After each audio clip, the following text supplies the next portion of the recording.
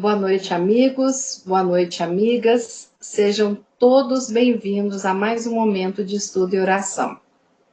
Estamos aqui neste final de tarde, agradecendo por mais um dia de vida, agradecendo a oportunidade do final de semana. Nós agradecemos muito esse dia de hoje e finalizamos a semana com essa sensação do dever cumprido, sim, da gente fazer aquilo que a gente consegue fazer, aquilo que a gente dá conta, com a consciência do que não foi feito, e precisamos internamente pensar por que não fizemos, né?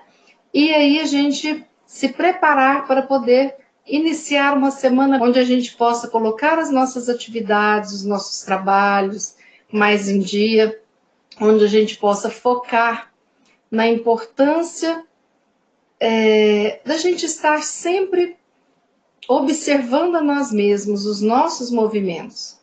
Por isso que esses momentos como este são tão importantes para que a gente possa se conectar com o nosso querido Jesus, com os nossos queridos mentores, com os nossos amigos espirituais, porque quando a gente medita, a gente ora, muitas vezes tem aproximação até de familiares que se encontram do outro lado e que vêm sentar juntinho da gente, escutar, falar no nosso ouvido, nos dar conselhos.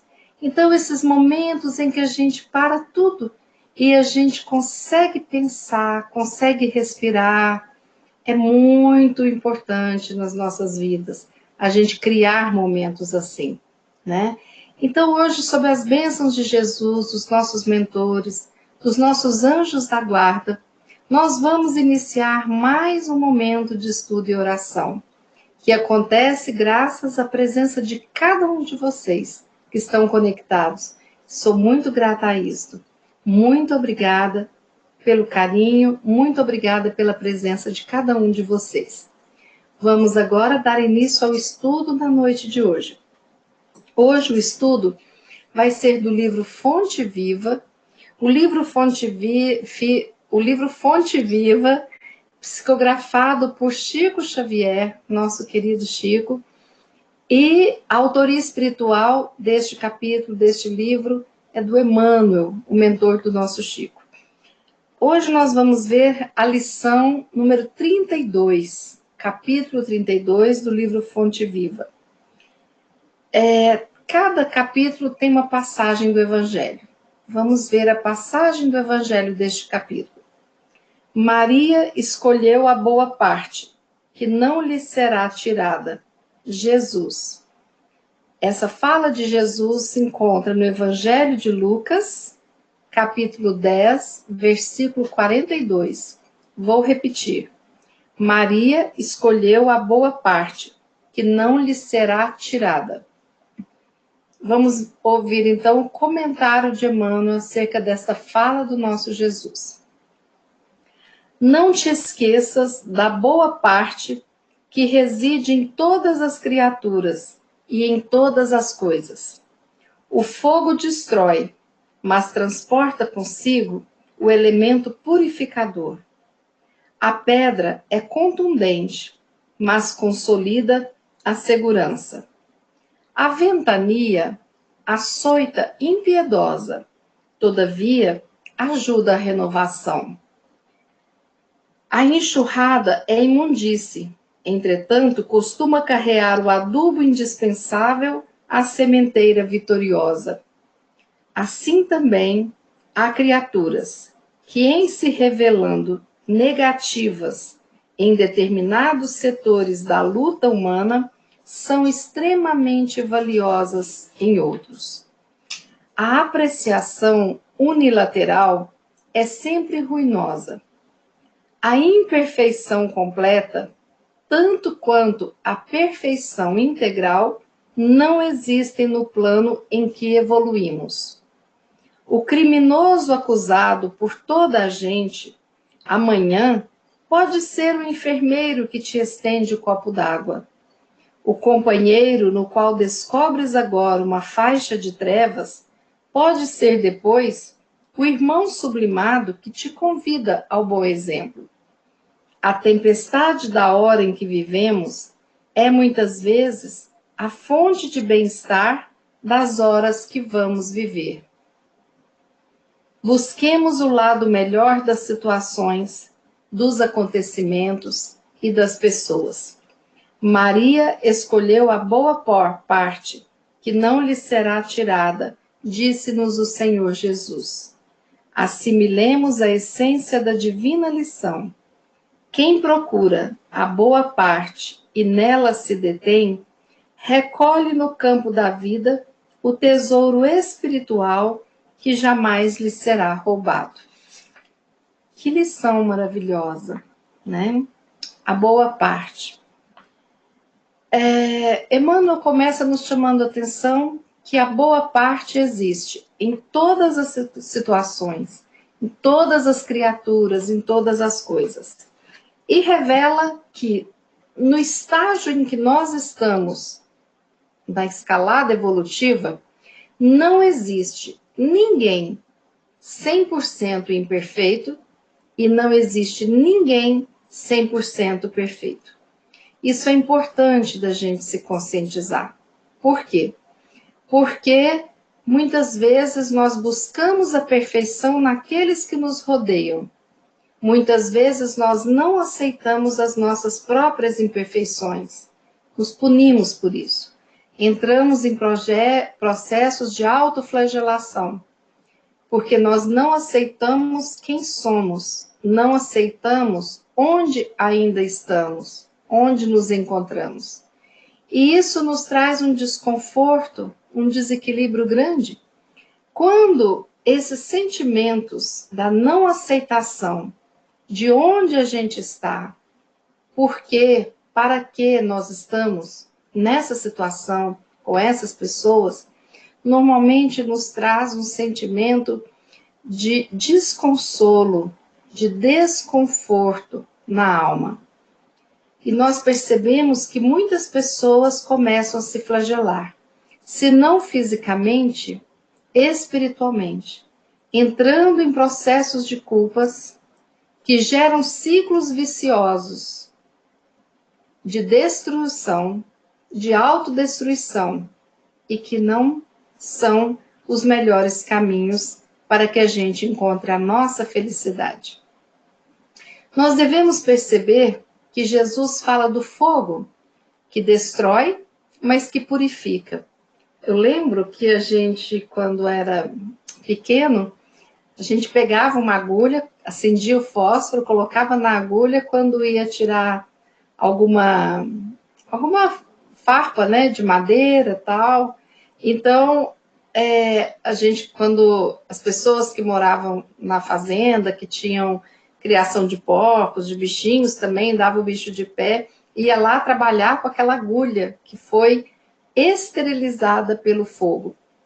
E eu sou tão antiga que eu me lembro do meu avô despejar um pouco de álcool numa caixinha de metal pequenininha, e lá dentro estava a seringa com a injeção, que era reutilizada. E ali eles lavavam, depois colocavam a injeção com as agulhas, que eram terríveis de grandes, e jogava o álcool e esterilizava. Então, esse fogo que queima, esse fogo que destrói uma floresta, este fogo que machuca a pele, que provoca feridas, é o mesmo fogo que nos salva a vida, tirando os agentes infecciosos daquilo ali que vai ser utilizado, as agulhas, para procedimentos, né? Então, são os dois lados dessa matéria. Depois Emmanuel fala da pedra, porque a pedra é difícil quando a gente precisa de carregar uma pedra. Ela pesa, ela machuca as mãos, ela faz feridas, dá calos.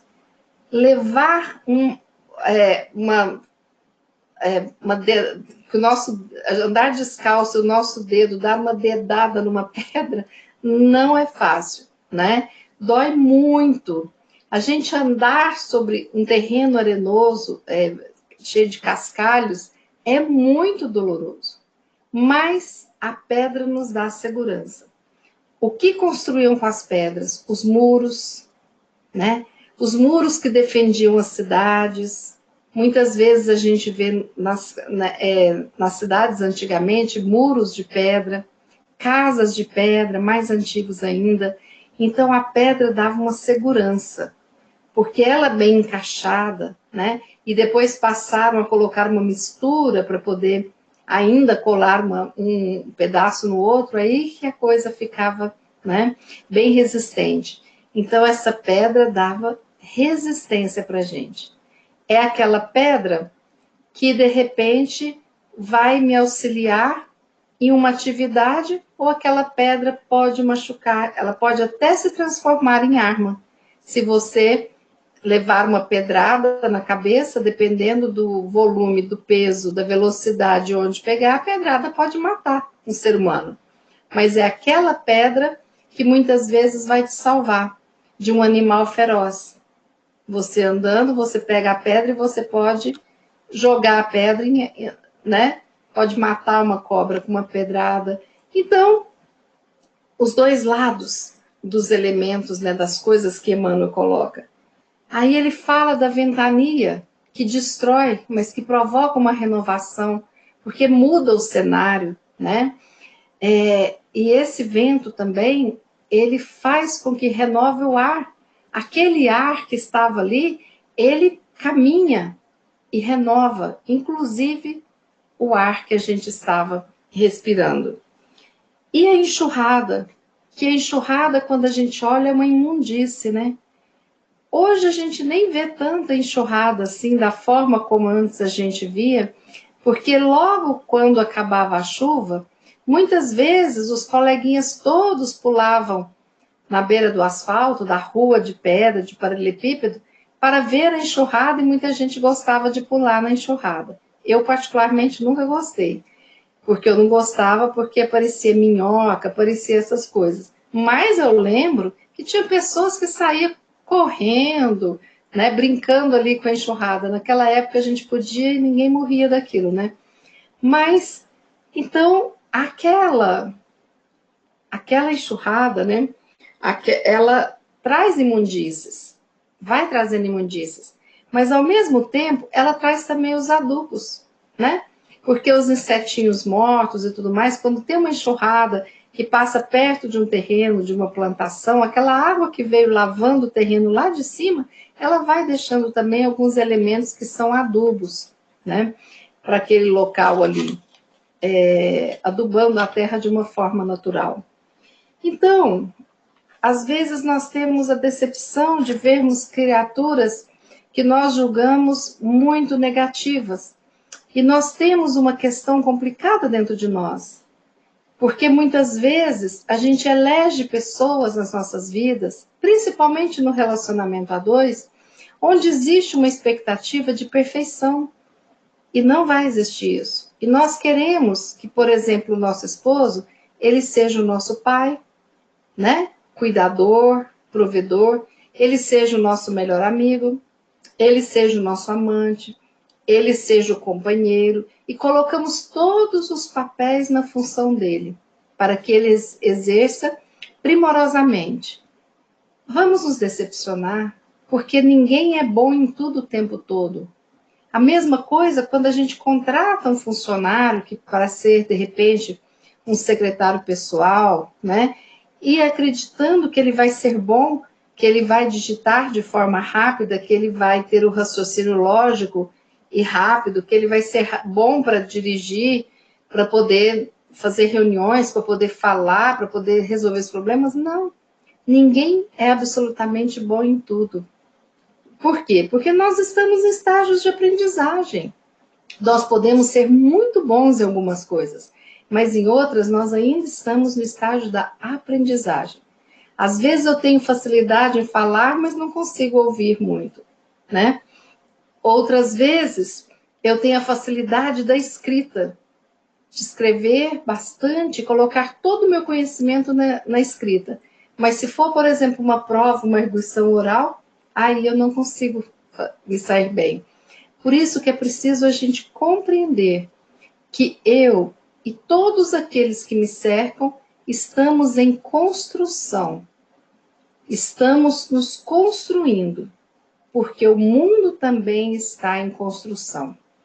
Essa onda que veio com essa pandemia desconstruiu muitas coisas para serem reconstruídas. Querendo ou não, isso acontece.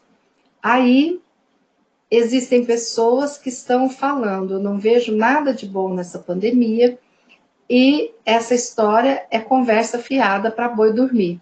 Ah, é uma oportunidade de aprendizado e tal. Se eu me nego ao aprendizado, eu não vou aprender. Se eu não consigo reinventar, eu não vou entender. Então, eu sei de pessoas que trabalham de forma autônoma, por exemplo, trabalhando, por exemplo, com uma empresa que mexe com decoração e, de repente, está muito parado e nessa pandemia está vendendo doce, bolo, para poder ajudar nas despesas. A pessoa está se renovando, a pessoa está reinventando. Eu vejo isso como algo maravilhoso. Quantas pessoas nunca tinham pisado na cozinha e agora conseguem fazer alguma coisa? Só que nós temos a nossa birra interna como espíritos devedores e que fogem das provas, dos aprendizados, não é mesmo? Como aquele aluno que não gosta de estudar e aí ele detesta as provas, porque ele sabe que vai ser um momento muito triste, muito difícil. Então nós precisamos de entender que todas essas grandes calamidades que acontecem, elas acontecem não para nossa punição, mas para um aprendizado. Se eu não estou conseguindo enxergar o aprendizado, eu preciso de mudar a minha visão no sentido de olhar para um lado mais profundo, ou se não, eu olhar para o lado, para que talvez eu possa entender o motivo de tudo isso. E aí eu preciso de ver o lado bom. Isso é o que os otimistas nos ensinam. Sempre enxergam um lado bom de alguma coisa, mesmo diante daquilo que a gente não consegue ver. Então, é muito difícil nós exigirmos das pessoas uma perfeição que nós não temos. É muito desumano a gente nos conhecer e exigir de nós uma perfeição que nós estamos longe de ter. E nós nos magoarmos por conta disso. Aí eu preciso de pontuar as amizades, a família e o espelho diante de mim. Sim, muitas vezes aquela pessoa tem algo difícil, é algo difícil de conviver, mas ela tem outras 10 questões maravilhosas. Isso eu procuro vivenciar com as amizades. Então, os meus amigos não são minhas almas gêmeas. Não. Não pensamos tudo igual, não fazemos tudo igual, nada disso. Mas eu procuro ressaltar o que cada um tem de positivo. Então é muito importante a gente saber que mesmo na amizade, uma pessoa não vai nos completar. Às vezes eu tenho um amigo que é um amigo bacana para viagem, que adora viajar, tal, e conhecer lugares. Mas eu tenho a outra amiga que gosta muito de cinema e que é ideal para poder assistir um filme. Aí eu tenho aquela amiga que gosta de dividir comigo os momentos de oração, os momentos de aprendizado, de estudo. E às vezes eu vou ter a sorte de ter amigos que dividem muitas afinidades. E isso é muito bom. Agora, o que muitas vezes as pessoas fazem? Emburram, porque o outro não é expert em realizar todos os desejos.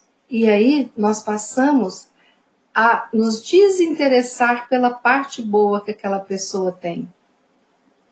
E não reconhecer isso, porque estamos buscando a perfeição nos outros. E Maria, nossa mãe, se ela tivesse feito isso, ela teria nos abandonado, porque fomos nós que um dia crucificamos Jesus. Ela não pediu que Jesus não cumprisse a sua missão aqui. Ela não impediu que Jesus nos ensinasse a lei de amor com exemplos duros, Porque vocês pensam bem, como que ficou essa estrutura familiar?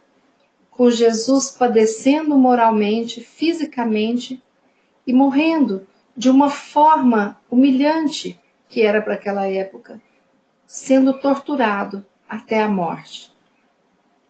Se Maria tivesse nos odiado ali e escolhido olhar para a sua mágoa, para a raiva das pessoas que haviam traído Jesus, se Maria tivesse se sentido traída por todos aqueles que diziam que o amavam, mesmo os discípulos mais próximos, e se ela não tivesse conseguido enxergar o lado bom daquele processo, ela teria enlouquecido. Por isso que Maria foi chamada de Mãe Santíssima pelos que visitavam na sua casinha humilde, depois da crucificação de Jesus, porque ela acolhia a todos com imenso amor e falava do filho. Não é fácil você pegar um filho morto, machucado nos seus braços, sabendo que ele era inocente, e olhar para aquela multidão e saber que ele havia ensinado o amor. E ela precisava, naquele momento, colocar o amor em prática, compreendendo as palavras dele, quando ele disse: perdoa, Pai, porque eles não sabem o que fazem. E Maria compreendeu que seu filho estava dizendo da nossa ignorância. Éramos crianças espirituais, e ela, como um ser evoluído, um espírito luminoso, ela compreendeu que éramos crianças.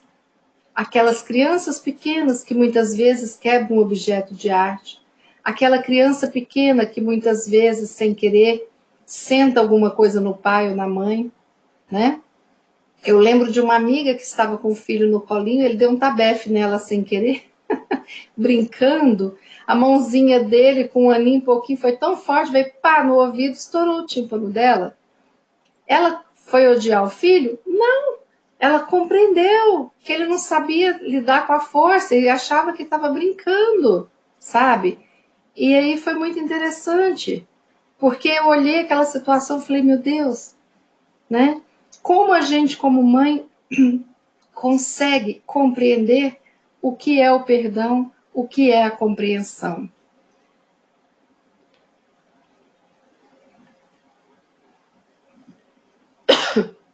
Talvez esse seja o papel que a gente consiga mais se aproximar um pouquinho desse amor incondicional que Jesus nos pedia, né? Desculpa. Então, olhar o lado bom é isso.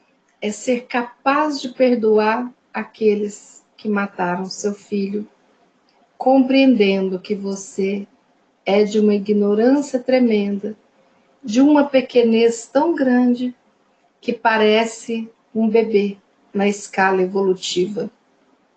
Isso é olhar a boa parte. E de nós é pedido tão pouco em comparação a isso. Pede para que a gente conviva bem com as pessoas, pede para que nós possamos fazer aos outros aquilo que gostaríamos que fizessem com a gente. Pede para que a gente não fique no milindre e que a gente observe logo a boa parte. Como o Chico fez, quando, para cuidar daquele amigo, chamou voluntários e ninguém apareceu, a não ser 3 prostitutas, e ele aceitou depois a ajuda delas, né? E com isso, cuidou dos amigos e depois elas mudaram de vida e foram trabalhar na capital. É isso que acontece quando nós aprendemos com Francisco de Assis, que quando vivia naquela época difícil, ele olhava o lado bom de estar ali na simplicidade, de pés descalços, plantando para comer, tirando toda aquela fortuna do seu caminho, porque a pobreza ali significava reflexão, reconstrução. E nós precisamos de aprender a olhar o lado bom de tudo que nos cerca, do sol, da natureza.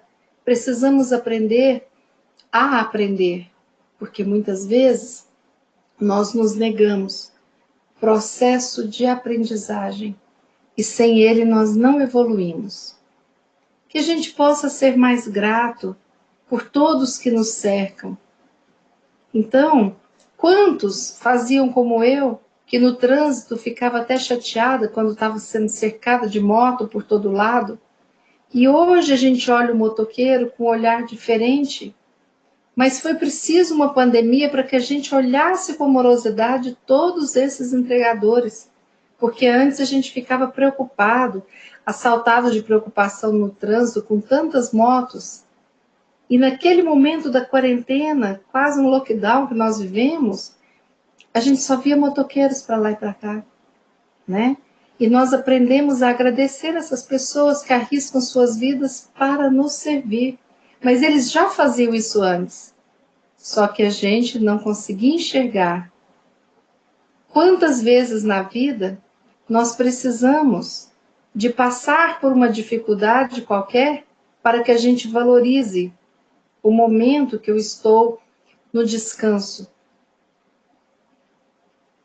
E assim nós vamos caminhando e precisando olhar o lado bom de cada um que nos cerca. E tem dia que é tão difícil, mas aí nós temos que nos lembrar das mães valorosas, que na maioria das vezes enxergam isso nos seus filhos, assim como enxergam também as dificuldades. E como nós mães sofremos quando sabemos e temos consciência das dificuldades dos nossos filhos e queremos minimizar a estrada de trabalhos, de aprendizados deles, não é mesmo? Estamos tentando fazer isso o tempo todo. E quando nós percebemos que às vezes vem uma doença e a pessoa fica tão emotiva que naquele momento, na fragilidade, a pessoa descobre um lado doce, um lado que antes não se apresentava. A gente via muito antigamente os nossos vovôs serem mais austeros, né? Terem sido criados com chicote, né? E de repente, quando adoeciam e ficavam sob os cuidados dos filhos, muitos mostravam um lado que a gente não conhecia, porque eles não podiam ser moles. São da época de que o homem não podia chorar. E a gente perdeu tantos abraços, tantos eu te amo, né? Aí é muito importante a gente saber olhar para além do rosto que se apresenta a nós. Mas o nosso olhar precisa de ir lá naquela dimensão mais profunda, de enxergar a alma do outro, de conseguir enxergar a tristeza do outro na lágrima que ainda não caiu, de conseguir enxergar o sufoco do outro no suspiro que ainda não saiu, mas de enxergar também naquele corpo que está repousando após uma cirurgia ou durante uma doença, a vivacidade dos olhos com desejo de viver e de ser feliz. A gente enxergar a amorosidade naquele avô que carrega a neta de um aninho no colo, longas distâncias para levá-la para passear. Essa é a história que eu lembro do meu avô, que me é contada. É severo, sistemático, e ele ia a pé até onde meus pais residiam, eu a primeira neta, para ciúme, né, dos netos mais velhos, eu fui a primeira netinha, e aí o que acontece? Ele me buscava no carrinho, e aquele homem que era austero, sistemático, ele ia comigo passeando pelas ruas até chegar na casa dele, de carrinho para ir passeando e dando voltas. Eu tenho a lembrança do carinho dele. Então, a minha visão era do avô carinhoso.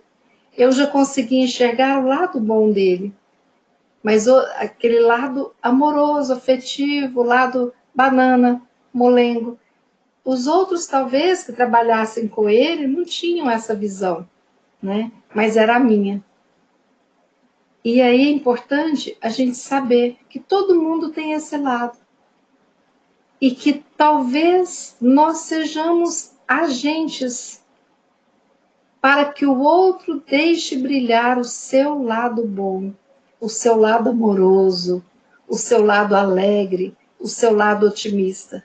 Porque muitas vezes nós somos agentes de despertar no outro as tristezas, as cobranças, as maldades, as malícias. Muitas vezes somos nós que estamos apagando a luz do outro sem perceber. Que nós sejamos agentes de mudança, para que a gente desperte, não apenas que enxergue, mas que a gente desperte, que a gente abra as janelas dessa alma, para que a luz possa brilhar mais e mais intensamente. Eu ter a consciência de que cada um tem um lado bom, isso é muito importante. Mas quando eu estava passando várias tardes no asilo, eu percebia que às vezes aquele vô mais carrancudo, ranzinza, ele tinha um lado doce. Às vezes era preciso paciência, como diz o mineiro, para ir comendo queijo pela beirada. Até que aquele momento a gente conseguia tirar a história de vida, conseguia ver às vezes uma lágrima de saudade, mas conseguia também levar um pouquinho de alegria escutando uma música de época. Éramos agentes de mudança. E a nossa missão no mundo, talvez a mais importante seja essa. Seja treinar os nossos olhos da alma para enxergar a outra alma que habita no outro corpo. E para que a gente possa auxiliar essa pessoa a abrir as suas janelas, para que possa essa luz irradiar, não apenas para a gente que está pertinho, mas para todos que se cercarem daquela alma, tantas vezes sofrida, e que acredita que não tenha nada de bom para dar. Talvez quando a gente desperta no outro a consciência de que ele tem um lado bom, isso também pode ajudá-lo a alimentar esse lado bom, esse lado amoroso. Porque nós temos inúmeras pessoas que nem consciência de que todos nós possuímos um lado bom, tenha também. Então isso é interessante. A gente percebe isso até na pior criminalidade. A pessoa pode ser o pior criminoso. Ele tem o seu ponto fraco, que é aquele ponto que acende a luz interna da amorosidade. Todos temos. Como diz Emmanuel, ninguém que está encarnado neste mundo, nesta atual conjuntura evolutiva, é 100% ruim ou 100% bom. Então vamos caminhando de mãos dadas para que a gente possa despertar cada vez mais o nosso lado bom e que nós possamos olhar com os olhos semelhantes ao olhar de Maria. Esse olhar que possivelmente nos fazia ajoelhar diante de tamanha grandeza espiritual. O olhar que acolhe, o olhar que não julga, o olhar que facilita a caminhada do outro, acreditando que ele pode ser agente de mudanças e pode ser uma luz no caminho de muita gente. Que nós possamos refletir sobre isso e que nós possamos acreditar na nossa luz que existe, buscar a luz em cada um que cruzar o nosso caminho e sermos aqueles que irão ajudar a construir um mundo melhor, um mundo renovado, um mundo que vai mudando até chegar o momento, daqui milênios, de ser um mundo de puro amor, de pura alegria, de pura felicidade, porque é para lá que caminharemos. Nós não temos um final triste, nós não temos céu e inferno, nós temos um final feliz na existência deste mundo terra. Vamos fazer a nossa oração.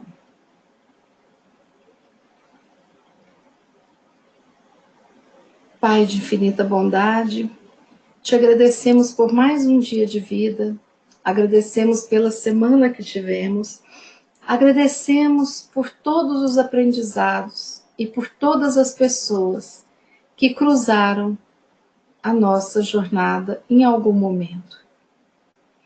Pai, te pedimos as bênçãos sobre todos nós que estamos aqui conectados, em nome de Jesus. Abençoa os nossos lares, Jesus. Abençoa, Jesus, os nossos familiares e todos aqueles que se encontram perdidos, todos aqueles que se encontram sofrendo e sem conseguir entrar em contato com a luz que habita a sua alma, o seu coração.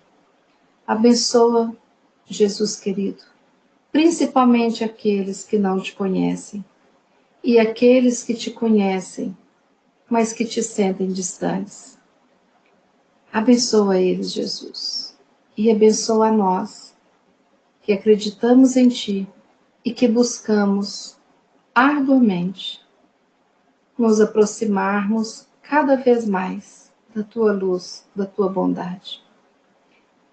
Pai, Deus Pai, nós te pedimos pelo nosso planeta, nós te pedimos pelo nosso país, pela nossa cidade, que o Senhor, como Criador do Universo, possa auxiliar potencializando todas as energias positivas, todas as correntes de oração, para que a psicosfera da Terra possa receber o seu auxílio, a sua luz, e que sejamos todos nós envoltos na tua misericórdia. Assim, nós agradecemos, Mãe Santíssima, o teu exemplo, a tua luz, o teu carinho amoroso e materno para cada um de nós. Que possamos receber essas bênçãos neste momento, pensando naqueles que estão envoltos na tristeza, na doença, no desespero. Que possamos envolver a todos e dar o nosso melhor, como irmãos, como aqueles que já sabem da existência desse mestre e já conhecem muito das suas leis, dos seus ensinamentos. Que possamos buscar dentro de nós todo esse conteúdo e colocarmos em prática durante os dias, as horas que passarmos neste momento, nessa encarnação. Assim, Jesus, te pedimos que console todas as famílias em luto, que console todos aqueles que não estão conseguindo vencer as suas dificuldades, as suas adversidades. E que possamos prestar atenção para ver se não somos chamados, se nós não estamos sendo chamados para ser a luz no mundo de alguém, para despertar de uma nova consciência. Que a nossa noite seja abençoada e de um merecido descanso. Que a nossa semana seja abençoada.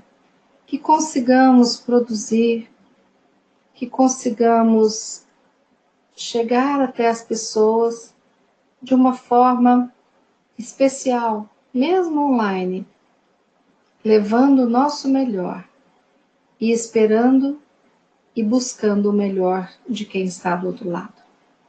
Abençoa-nos hoje e sempre, Jesus. Abençoa-nos, Pai querido, Mãe Santíssima. E assim, envolto nessas vibrações de amor, de paz, de luz, de esperança e de gratidão, nós finalizamos mais um momento de estudo e oração. Que assim seja. Pois bem, amigos, muito obrigada por estarem aqui reunidos neste domingão de agosto. Obrigada pelas likes que vocês deram. Obrigada por estarmos levando esse projeto em frente. Muito obrigada mesmo. Tenham todos uma semana abençoada, iluminada. E amanhã, às 18 horas, estaremos aqui juntinhos, se Deus quiser, Muito obrigada, amigos. Deus abençoe todos nós e que nós possamos, sim, ter consciência da luz que carregamos dentro de nós e que possamos, sim, ter consciência de que todos os que cruzam o nosso caminho também têm a sua própria luz. Uma boa noite a todos e até amanhã, se Deus quiser.